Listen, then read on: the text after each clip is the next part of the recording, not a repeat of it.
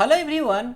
कक्षा 6 के लिए विज्ञान की जो पाठ्य पुस्तक आती है एनसीईआरटी की, उसी के अध्याय 1 को हम लोग इस वीडियो में डिस्कस करने वाले हैं। और इस अध्याय का नाम क्या है? तो इसका नाम है भोजन और उसके घटक। क्या नाम है? भोजन और उसके घटक इस अध्याय का नाम है। इसी को हम लोग इस वीडियो में डिस्कस करेंगे। तो चलिए शुरू करते हैं। एक चीज़ आपको अच्छे से पता होगी कि हमारा जो दिन प्रतिदिन का काम होता है, हमारी जो दिनचर्या होती है, इस काम को करने के लिए हमारे शरीर को ऊर्जा की आवश्यकता होती है। किस चीज़ की? ऊर्जा की आवश्यकता होती है, एनर्जी की आवश्यकता होती है।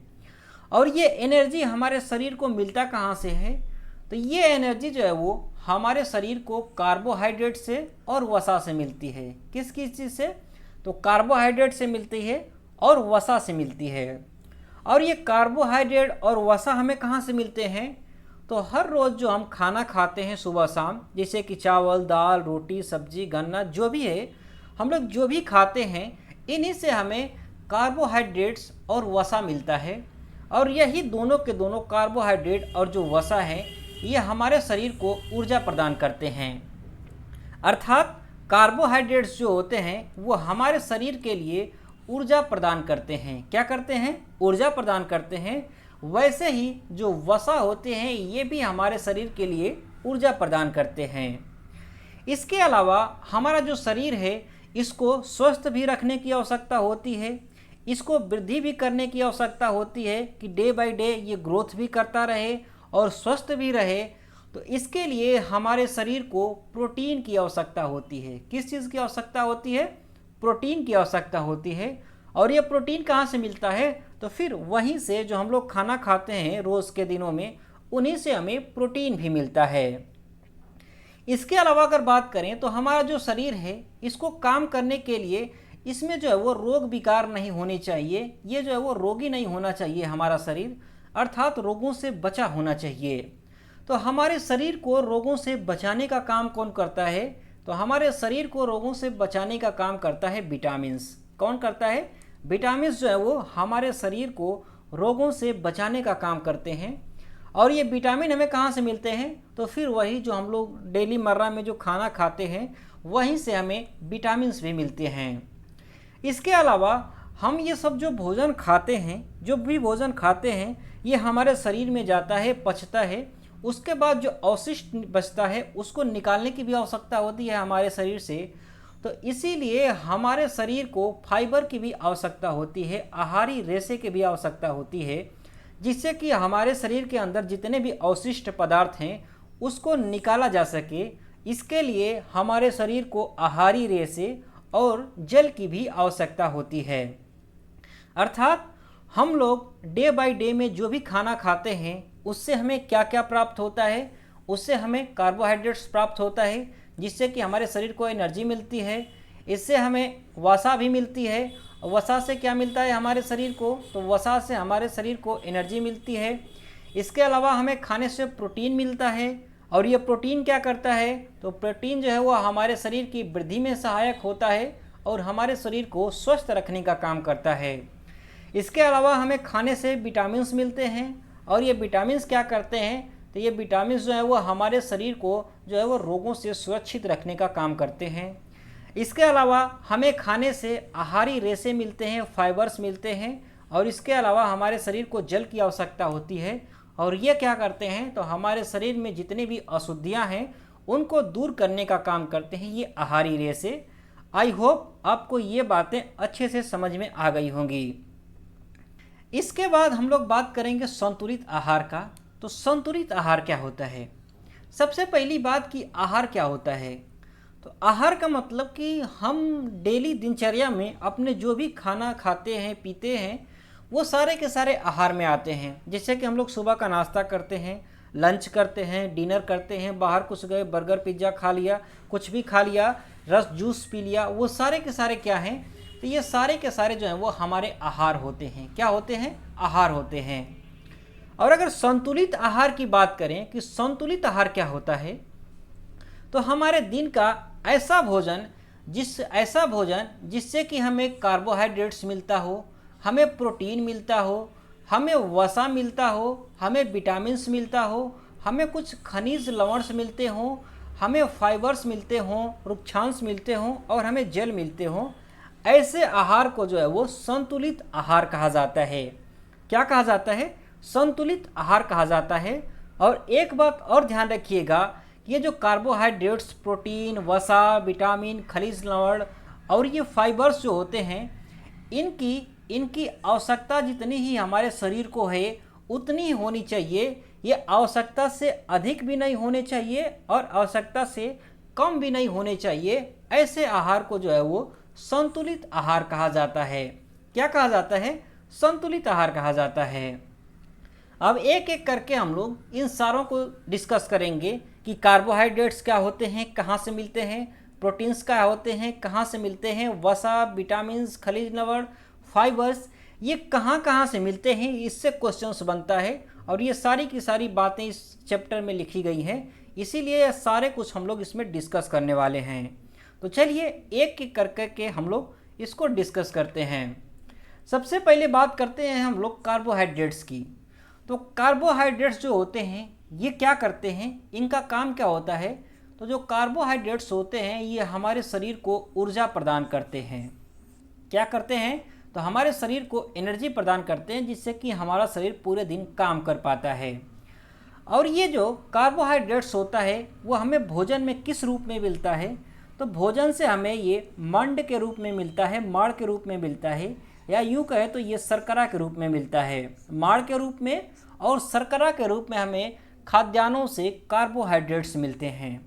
और ये कार्बोहाइड्रेट्स जो मिलते हैं हमें, मंड और शर्करा, इसको शरीर का जो एंजाइम होता है ये उसे तोड़ करके कार्बोहाइड्रेट्स में बदलने का काम करता है। अगर बात करें कि कार्बोहाइड्रेट्स के स्रोत क्या क्या हैं, अर्थात कौन कौन से ऐसे पदार्थ हैं जिनको खाने से हमें जो है वो एनर्जी मिलती है, कार्बोहाइड्रेट्स मिलते हैं, तो वो क्या क्या हैं? तो उनमें से गेहूं है, चावल है, बाजरा है, मक्का है, आम है, तरबूज है, पपीता है, गन्ना है, आलू है और शकरकंद हैं। इसके अलावा भी बहुत सारी चीज़ें हैं, लेकिन इतने ही उदाहरण आपको याद रखना है जिनसे कि हमें कार्बोहाइड्रेट्स मिलते हैं। यकीन मानिए कि ये सारे के सारे जो उदाहरण हैं जो कि एनसीईआरटी में दिए गए हैं, यहीं से 90% संभावना होती है कि आपको एग्ज़ाम में भी इन्हीं से उदाहरण देखने को मिलेंगे। आपसे पूछ लिया जाएगा कि कार्बोहाइड्रेट्स किस में पाया जाता है, और ऑप्शन में आपको शकरकंद मिल सकता है, आलू मिल सकता है, आम मिल सकता है, गन्ना मिल सकता है। ये सारे जो उदाहरण दिए गए हैं इन्हीं में से मिलने के आपको चांसेस होते हैं। इसके अलावा बहुत सारी चीज़ें हैं जहाँ से कार्बोहाइड्रेट्स मिलते हैं, लेकिन सारी चीज़ों को आपको याद रखने की ज़रूरत नहीं होगी। अगर बात करें कि ये जो कार्बोहाइड्रेट्स होते हैं इनकी पहचान हम लोग कैसे करेंगे कि कौन से पदार्थ में कार्बोहाइड्रेट्स है या नहीं है, जिसे हमें पता करना हो कि आम में कार्बोहाइड्रेट्स है या नहीं है, ये हम लोग कैसे पता करेंगे? तो इसको पता करने के कुछ तरीके दिए गए हैं। जैसे कि मान लीजिए कि आपको आम में पता करना है कि आम जो है इसमें कार्बोहाइड्रेट्स है या नहीं है। तो इसको आपको क्या करना होगा कि आम आप घर पर लेकर के आइए और इसको जो है वो आप काट लीजिए, और काट करके एक जो है वो काट करके या तो उसका पेस्ट बना लीजिए या यूं ही उसको काट दीजिए ताकि उसका गुदा दिखने लगे। और उसके बाद उसमें जो है वो आप क्या करें कि उसमें तनु विलयन जो है वो आयोडीन का तनु विलयन का 2 से 3 बूंद डालें। इसको डालने के बाद थोड़ी देर तक वेट करें। वेट करने के बाद अगर देखें कि अगर आम का रंग जो है वो नीला हो गया है या काला हो गया है, इसका मतलब कि जो है वो उसमें कार्बोहाइड्रेट्स उपस्थित हैं। अगर नीला और काला के अलावा कोई और रंग होता है तो इसका मतलब कि उसमें कार्बोहाइड्रेट्स उपस्थित नहीं हैं। इसी तरीके से बहुत सारे चीज़ों का आप परीक्षण कर सकते हैं कि उसमें कार्बोहाइड्रेट्स हैं भी या नहीं हैं। अर्थात कार्बोहाइड्रेट का परीक्षण किस से किया जाता है? तो कार्बोहाइड्रेट का परीक्षण जो है वो आयोडीन से किया जाता है। किससे किया जाता है? आयोडीन से किया जाता है। इसको आप ध्यान में रखिएगा। इसके बाद हम लोग बात करें प्रोटीन की कि प्रोटीन क्या होते हैं। तो प्रोटीन जो होते हैं वो हमारे शरीर के लिए वृद्धि का काम करते हैं, हमारे शरीर को स्वस्थ रखने का काम करते हैं ये प्रोटीन। और ऐसे भोजन जिसमें कि प्रोटीन की प्रचुर मात्रा होती है उस प्रकार के भोजन को शरीर वर्धक भोजन कहा जाता है। क्या कहते हैं? तो उसे जो है वो शरीर वर्धक भोजन कहा जाता है।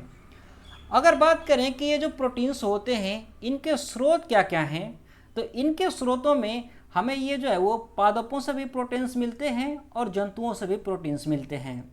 अगर पादपों की बात करें कि पेड़ पौधों ऐसे कौन कौन से पेड़ पौधे या अनाज हैं जिससे कि हमें प्रोटीन मिलती है, तो उसमें जो है वो चना है, मूंगफली है, तुअर की दाल है, अरहर की दाल है, राजमा है, सोयाबीन है, मटर है। ये सब चीज़ें ऐसी हैं जहाँ से कि हमें प्रोटीन मिलती है और ये सारे के सारे पादप के उत्पाद होते हैं। इसके अलावा जंतुओं से भी हमें प्रोटीन मिलते हैं, जैसे कि अंडा खाइए उससे भी प्रोटीन मिलेगा, दूध पीजिए उससे भी प्रोटीन मिलेगा, मांस खाइए उससे भी प्रोटीन मिलेगा, मछली खाइए उससे में भी प्रोटीन है और पनीर खाइए इससे भी आपको प्रोटीन मिलेगा। इसके बाद अगर बात करें कि प्रोटीन किस पदार्थ में प्रोटीन है या नहीं है, इसका हम लोग जांच कैसे कर सकते हैं, इसकी पहचान कैसे कर सकते हैं, तो प्रोटीन की पहचान करने के लिए क्या करना होता है कि जिस भी पदार्थ से आपको पहचान करना है कि उसमें प्रोटीन है या नहीं, उसका क्या करिए कि उसका आप पेस्ट बना लीजिए। क्या करिए?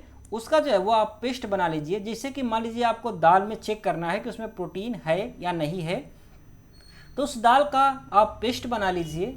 और पेस्ट बनाने के बाद आप क्या करिए कि पेस्ट बनाने के बाद ड्रॉपर की सहायता से उसमें 2 बूंद कॉपर सल्फेट मिलाइए। कितने बूंद? 2 बूंद कॉपर सल्फेट और 10 बूंद उसमें कास्टिक सोडा मिलाइए। 2 बूंद कॉपर सल्फेट और 10 बूंद जो है वो कास्टिक सोडा उसमें मिलाइए और उसको थोड़ी देर के लिए रख दीजिए। थोड़ी देर के रखने के बाद देखिए कि क्या उसका रंग जो है वो बैगनी कलर का हो गया है।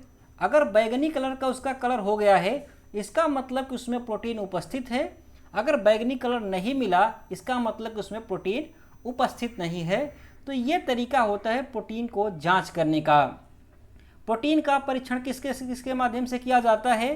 तो कॉपर सल्फेट और कास्टिक सोडा, इन दोनों को ध्यान में रखिएगा कि कॉपर सल्फेट और कास्टिक सोडा के माध्यम से प्रोटीन का परीक्षण किया जाता है। इसके बाद आगे हम लोग बात करें वसा की, तो जो वसा होता है वो क्या करता है? तो वसा जो होता है वो हमारे शरीर को ऊर्जा प्रदान करने का काम करता है, एनर्जी देता है। इसके अलावा हमें जो है वो कार्बोहाइड्रेट से भी एनर्जी मिलती है और वसा से भी एनर्जी मिलती है। वसा जो होता है इससे कार्बोहाइड्रेट की अपेक्षा कहीं ज़्यादा एनर्जी मिलती है। अर्थात जो वसा है इसका एक मॉलिक्यूल अगर हमारा शरीर तोड़ता है तो उससे 9.3 एटीपी की एनर्जी हमें मिलती है। कितने की? 9.3 एटीपी, या यूँ कह लीजिए कि 9.3 कैलोरी की हमें एनर्जी मिलती है वसा के एक कण से। और ये जो है वो कार्बोहाइड्रेट से कहीं ज़्यादा होता है। अगर बात करें वसा के स्रोतों की, तो वसा जो है हमें पादपों से भी मिलती है और वसा जो है वो हमें जंतुओं से भी मिलती है।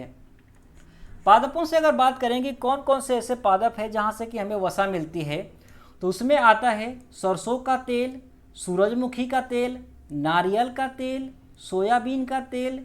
इसके अलावा गरी है, बादाम है, तिल है, मूंगफली है इत्यादि। ये सारी चीज़ें जो हैं यहाँ से हमें वसा की प्राप्ति होती है। इसके अलावा जंतुओं में कौन कौन से उत्पाद हैं जिससे कि हमें वसा मिलता है, तो इसमें घी आता है, दूध है, मक्खन है, क्रीम है, अंडा है, मछली है और मांस है। इन सारी चीज़ों को खाने से भी हमें वसा मिलता है। क्या मिलता है? वसा मिलता है। तो ये सारे के सारे जो एग्जाम्पल्स हैं उनको आप ध्यान में रखिएगा, क्योंकि एग्जाम्स में यहीं से आपको ऑप्शंस में उदाहरण में देखने को मिलने वाले हैं। इसके बाद अगर हम लोग बात करें कि वसा का परीक्षण कैसे करेंगे कि किसी भी पदार्थ में वसा है भी या नहीं है, तो इसका बहुत ही आसान सा सिंपल सा तरीका है। किसी भी पदार्थ में आपको जिस भी पदार्थ में आपको चेक करना है कि उसमें वसा है या नहीं है, उसके लिए आप क्या करिए कि उस पदार्थ का थोड़ा सा भाग लीजिए। जिससे कि मान लीजिए कि आपको मूंगफली में चेक करना है कि उसमें वसा है या नहीं है, तो मूंगफली थोड़ा सा लीजिए और उसको एक कागज़ में रखिए और कागज़ में रखने के बाद इसे लपेट करके उसको कूटना चालू करिए। कूटिए कूटिए कूटिए, थोड़ी देर तक उसको कूटिए, उसके बाद फिर निकाल दीजिए। उसके बाद पेपर पर आप देखिए कि क्या इस पर जो है वो तेल की बूंदें दिखाई दे रही हैं, तेल के धब्बे दिखाई दे रहे हैं। अगर तेल के धब्बे दिखाई दे रहे हैं इसका मतलब कि मूंगफली में जो है वो वसा उपस्थित है। अगर नहीं दिखाई दे रहे हैं इसका मतलब कि उसमें वसा उपस्थित नहीं है। इस तरीके से वसा का परीक्षण किया जा सकता है। इन सारी चीज़ों के अलावा हमारे शरीर को विटामिन्स की भी आवश्यकता होती है। और विटामिन्स क्या करते हैं हमारे शरीर के लिए, तो हमारे शरीर में रोग प्रतिरोधक का ये काम करते हैं, हमारे शरीर का ये रक्षा करते हैं। कौन? विटामिन जो है हमारे शरीर की रक्षा करते हैं। जैसे कि हमारी आँखें जो हैं, हमारे हड्डियाँ जो हैं, हमारे दांत हैं, हमारे मसूड़े हैं, इनको सब स्वस्थ रखने का काम कौन करता है? तो विटामिन्स काम करते हैं इनको स्वस्थ रखने का। अगर विटामिन की बात करें तो विटामिन्स जो होते हैं वो कई प्रकार के होते हैं और इनके अलग अलग नाम रखे गए हैं। जैसे कि vitamin A, vitamin B, vitamin C, vitamin D, vitamin E और विटामिन के, ये सारे के सारे जो हैं वो विटामिन्स के नाम होते हैं। इसके अलावा एक बात और आप ध्यान रखिएगा कि ऐसा विटामिन जिसमें कि कई सारे विटामिन शामिल होते हैं उन्हें जो है वो विटामिन बी कॉम्प्लेक्स कहा जाता है। क्या कहा जाता है? विटामिन बी कॉम्प्लेक्स कहा जाता है। विटामिन बी कॉम्प्लेक्स का मतलब क्या हुआ कि ऐसा विटामिन जिसमें कि कई सारे विटामिन शामिल हैं उसे विटामिन बी कॉम्प्लेक्स कहा जाता है। अगर विटामिन के स्रोतों की हम लोग बात करें कि स्रोत कौन कौन से हैं विटामिन्स के, तो सबसे पहले हम लोग विटामिन ए के स्रोत की बात करते हैं कि जो विटामिन ए के स्रोत हैं वो कौन कौन से हैं। तो विटामिन के ए के स्रोत में आता है गाजर, पपीता, आम, मछली का तेल और दूध। ये सारे के सारे जो हैं वो विटामिन ए के स्रोत माने जाते हैं। इसके बाद विटामिन बी की बात करें कि विटामिन बी के कौन कौन से स्रोत हैं, तो इसमें आता है गेहूँ, इसके अलावा यकृत आता है, इसके अलावा चावल। ये सारे के सारे क्या हैं? ये सारे के सारे जो हैं वो विटामिन बी के स्रोत हैं। किसके? विटामिन बी के स्रोत हैं। इसके बाद विटामिन सी के कौन कौन से स्रोत हैं, तो विटामिन सी का सबसे अच्छा स्रोत आंवला, नींबू, मिर्चा, अमरूद, संतरा और टमाटर, ये सारे के सारे विटामिन सी के स्रोत हैं।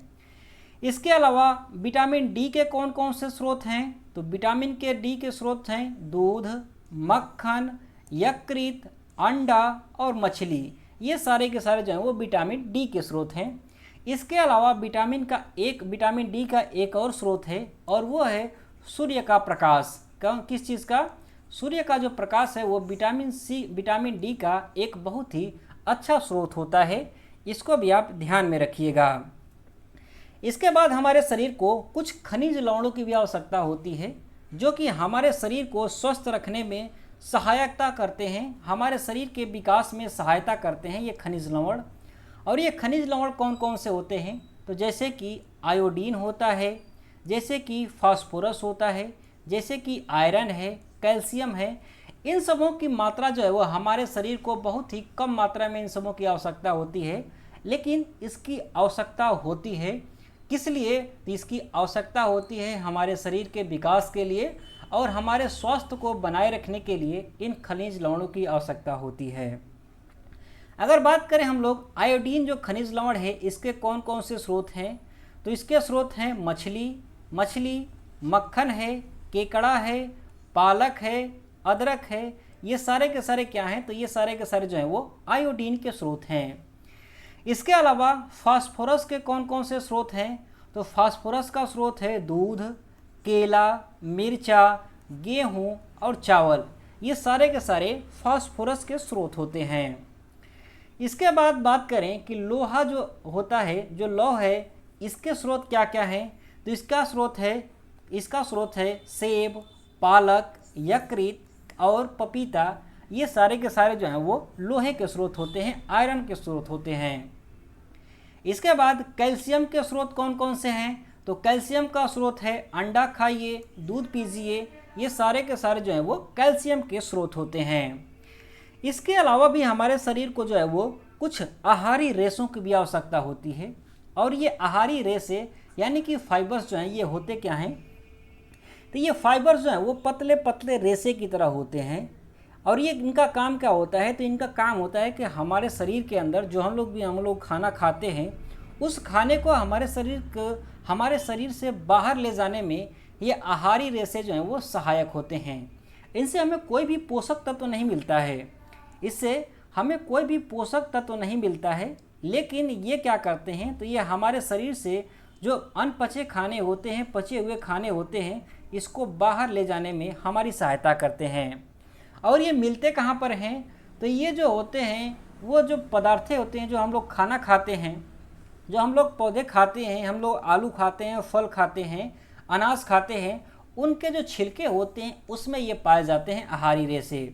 कौन कौन से हैं, जैसे कि आलू है इसमें पाया जाता है, जैसे कि ताज़े फल हैं उसमें रेशे पाए जाते हैं, जैसे कि सब्जियां हैं, पालक हैं, भिंडी है, इन सब में क्या होते हैं, तो इसमें जो है वो आहारी रेशे पाए जाते हैं। इससे हमें कोई भी पोषक तत्व नहीं मिलता है, इसको आप अच्छे से ध्यान रखिएगा। इसके अलावा हमारे शरीर को जल की भी आवश्यकता होती है, और जल हमें कहाँ से मिलता है, तो हम जो जल पीते हैं इससे हमारे शरीर के जल की आपूर्ति होती है। इसके अलावा बाकी सारी चीज़ें, जैसे कि हम लोग दूध पीते हैं उससे भी हमें जल मिलता है, हम जो चाय पीते हैं उससे भी जल मिलता है, हम लोग दाल जो खाते हैं, जो बनी हुई दाल खाते हैं उससे भी हमें जल मिलता है, जिससे कि हमारे शरीर की जो जल की आवश्यकता है उसकी पूर्ति होती है। और ये जो जल होता है ये हमारे शरीर में काम क्या करता है, तो जो जल है वो हमारे शरीर में जो पोषक तत्वों का अवशोषण होता है उसमें सहायता करता है। ये हम लोग जो खाना खाते हैं उसमें जो पोषक तत्व हैं वो शरीर में जहाँ पर अवशोषित होते हैं उन्हीं को ये लुब्रिकेंट करके, पतला करके जो है वो अवशोषित होने में ये सहायता करता है जल। इसके अलावा हमारे शरीर के अंदर जो अवशिष्ट पदार्थ होते हैं, जैसे कि मूत्र है, पसीना है, इन सबों को बाहर निकालने में भी ये जल जो है वो हमारी सहायता करता है। क्या करता है, इसमें जो है वो जल हमारी सहायता करता है। इसीलिए पर्याप्त मात्रा में हमें जल भी लेने की आवश्यकता होती है। इसके बाद ये जो हम लोगों ने जो भोजन में देखे हैं, कार्बोहाइड्रेट, प्रोटीन्स, वसा, विटामिन्स, खनिज, लवण, इन सबों की अगर हमारे शरीर में कमी हो जाती है, तो इस कमी के कारण जो रोग उत्पन्न होता है उन सारे रोगों को अभावजन्य रोग कहा जाता है। क्या कहा जाता है, उन सारे रोगों को अभावजन्य रोग कहा जाता है। जैसे कि विटामिन है, विटामिन की अगर शरीर में हमारे कमी हो गई तो उससे जो रोग हो जाएगा वो क्या कहलाएगा, वो अभावजन्य रोग कहलाएगा। जैसे कि हमारे शरीर में कैल्शियम की कमी हो गई, हमें रिकेट्स हो गया, तो ये कैसा रोग है, तो यह एक अभावजन्य रोग है। कौन सा है, अभावजन्य रोग ये होता है।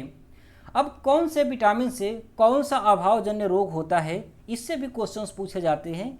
और ये जो टेबल है ये एनसीईआरटी के बुक में ऐसे ही सेम की सेम टेबल दी गई है। इसमें क्या दिया है कि जो विटामिन ए है इससे कौन सा रोग होता है, तो इससे क्या होता है कि हमारी जो दृष्टि होती है वो कम हो जाती है। अगर विटामिन ए की कमी होती है तो अंधेरे में हमें कम दिखाई देने लगता है, या पूरी तरीके से दिखाई नहीं देता है अंधेरे में, कभी कभी तो जो है वो पूरा भी दिखाई देना बंद हो जाता है विशेष विटामिन ए की कमी से। और जो विटामिन ए की कमी है इससे रोग कौन सा होता है, तो इससे रोग होता है रतौंधी। कौन सा होता है, रतौंधी होता है, जिसे कि क्षीणता, दृष्टिहीनता भी कहा जाता है। इसके बाद विटामिन बी1 से कौन सा रोग होता है, तो अगर हमारे शरीर में विटामिन बी1 की कमी हो जाती है तो उससे हमारी जो पेशियाँ होती हैं, हमारी जो मांसपेशियाँ होती हैं वो कमज़ोर होती हैं और हमारे शरीर में ऊर्जा की भी कमी हो जाती है। इस रोग को बेरी बेरी रोग कहा जाता है। क्या कहा जाता है, बेरी बेरी रोग कहा जाता है। इसके बाद अगर हमारे शरीर में विटामिन सी की कमी हो जाती है तो इससे हमारे शरीर पर क्या प्रभाव पड़ेगा, तो हमारे मसूड़े जो हैं वो उससे खून निकलने लगते हैं अगर विटामिन सी की कमी हो जाए तो। इसके अलावा घाव भरने में भी अधिक समय लगने लगता है अगर हमारे शरीर में विटामिन सी की कमी हो जाए तो। और इस रोग को क्या कहते हैं, तो इस रोग को जो है वो स्कर्वी कहा जाता है। क्या कहा जाता है, स्कर्वी कहा जाता है। इसके बाद विटामिन डी जो है इसकी कमी से हमारे शरीर में क्या प्रभाव पड़ता है, तो विटामिन डी की अगर कमी हो जाती है तो हमारे शरीर की जो हड्डियां होती हैं वो मुलायम हो जाती हैं, वो कमज़ोर हो जाती हैं, वो मुड़ने लग जाती हैं। ऐसा जो रोग होता है उसे क्या कहते हैं, तो उस रोग को जो है वो रिकेट्स कहा जाता है। क्या कहा जाता है, रिकेट्स कहा जाता है। इसके अलावा कैल्शियम जो होता है, इसकी अगर कमी हो जाती है हमारे शरीर में तो क्या होगा, तो अगर कैल्शियम की कमी हो जाती है तो हमारे दांतों का क्षय होने लगता है, हमारी जो हड्डियां होती हैं, अस्थियां होती हैं, वो भी कमज़ोर होने लगती हैं। इसके बाद अगर हमारे शरीर में आयोडीन की अगर कमी हो जाए तो इससे क्या होता है, तो अगर आयोडीन की कमी हो जाएगी तो हमारी जो ग्रंथि होती है गले की, ये जो होती है वो फूल जाती है। क्या हो जाती है? फूल जाती है, जिसे कि घेघा या गाइटर रोग कहा जाता है। क्या? घेघा या गाइटर रोग कहा जाता है। इसके बाद अगर हमारे शरीर में लोहे की कमी हो जाए तो क्या होगा, तो अगर लोहे की कमी हो जाए, आयरन की कमी हो जाए तो हमारा शरीर जो है वो कमज़ोर हो जाएगा, काम करने की क्षमता उतनी नहीं रह जाएगी। और इसको क्या कहा जाता है, तो इस रोग को कहा जाता है अरक्तता। क्या कहा जाता है? अरक्तता कहा जाता है। तो इस टेबल को आप अच्छे से ध्यान रखिएगा, क्योंकि ये पूरी की पूरी टेबल जो है ठीक ऐसे ही एनसीईआरटी में दी गई है कि विटामिन ए से कौन सा रोग होता है, विटामिन B1 से कौन सा रोग होता है, विटामिन C1 से स्कर्वी, विटामिन डी से रिकेट्स, कैल्शियम से अस्थियां कमज़ोर हो जाती हैं, आयोडीन से घेघा रोग होता है, और आयरन से रक्त की अल्पता हो जाती है और रक्तता की बीमारी हो जाती है। और इसी के साथ ही ये जो चैप्टर है वो पूरी तरीके से समाप्त हो जाता है। और इसके अगले वाली वीडियो में इस चैप्टर से बनने वाले जितने भी प्रश्न उत्तर हैं वो सारे के सारे हम लोग डिस्कस करने वाले हैं। अगर ये वीडियो आपको अच्छी लगी है तो वीडियो को लाइक ज़रूर करिएगा। बाकी के जो आने वाली वीडियोज़ हैं उनका नोटिफिकेशन पाने के लिए चैनल को सब्सक्राइब भी कर लीजिएगा। Thanks for watching. Have a nice day. Thank you.